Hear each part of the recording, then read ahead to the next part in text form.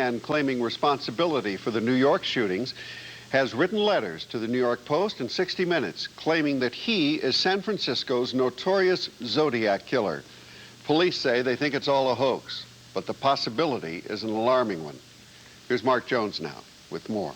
The Zodiac murders started in 1966. The killer sent cryptic letters to the San Francisco Chronicle. The letters rambled. They hinted at Satanism. This was a composite drawing of a suspect who was never caught. Between 1968 and 1987, someone calling himself the Zodiac claimed responsibility for up to 40 murders. Now, 3 shootings in New York, none fatal. A writer to the New York Post claims responsibility. The letter contains astrological signs in strange writing. Quote, "This is the Zodiac. The 12 sign will die when the belts in the heaven are seen." A source at the New York Post says the note doesn't appear similar to the San Francisco Zodiac letters. The San Francisco police say the Zodiac case is still open, but it's not actively under investigation. In fact, many of the files in the case have been stored in Sacramento, and the original detectives in the case have retired. The New York letter has been faxed to San Francisco PD. This morning, it was examined by a document expert. And she determined that there were no similarities between the letters. Like New York's present Zodiac killer, the killer in San Francisco sent letters and cryptograms to the police and newspapers. The cryptograms are very difficult to decipher. The police sent them on to the FBI, the CIA, Naval Intelligence, and other agencies skilled in such things. None of them seemed to be able to break the code. Finally, a teacher and his wife in California came up with what they believed to be the solution. The decoded message was unpunctuated and read as follows. "I like killing people because it is so much fun. It is more fun than killing wild game in the forest because man is the most dangerous animal of all to kill. Something gives me the most thrilling experience. The best part of it is that when I die, I will be reborn in paradise, and they that I have killed will become my slaves. I will not give you my name because you will try to slow down or stop my collecting of slaves for the afterlife." Perhaps the most brutal murder of all took place at Lake Berryessa. There, the Zodiac killer attacked a couple of college students, Cecilia Shepard and Brian Hartnell.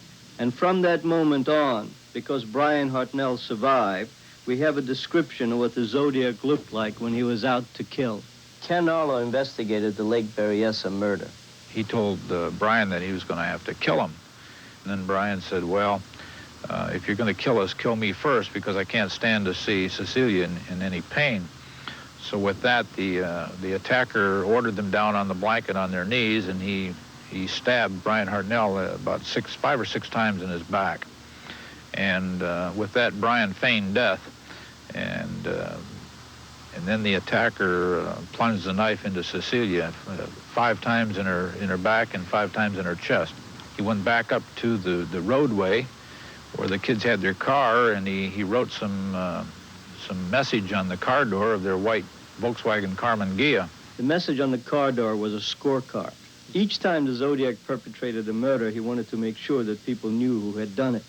After the murder of the cab driver in San Francisco, the Zodiac reached out for Melvin Belli, the noted attorney. I got letters from him, got a lot of letters, I got a lot of cryptic drawings and so forth. Then one day, Melvin Belli received a bloody package. That was the shirt of the taxi cab driver who was shot, and they thought that was some evidence that would fit into the chain of circumstances against Zodiac. For all the clues and hints that the Zodiac killer left behind, he managed somehow never to give the police the probable cause they needed for his arrest. And by the time the Zodiac stopped communicating with the police, he had claimed 37 kills.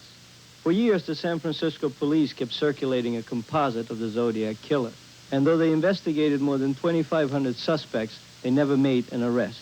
There's a retired homicide investigator in Vallejo, California, who thinks he knows who the killer is.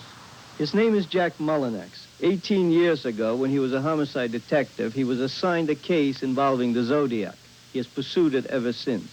What was your feeling once you got close to him? Did you feel stronger that he was the guy? Or? I did. I mean, I had only of all the people that I was involved in investigating the Zodiac, he was the only one that really turned me on as being a legitimate suspect. Where is he now, do you know? The last I heard, he's working in a hardware store in Northern California. San Francisco Zodiac killer has yet to be arrested. So far, New York Zodiac shooter has struck 4 times and has now left an old man dead. The police have a theory that the shootings are being carried out in the form of the constellation Orion, the hunter in the sky.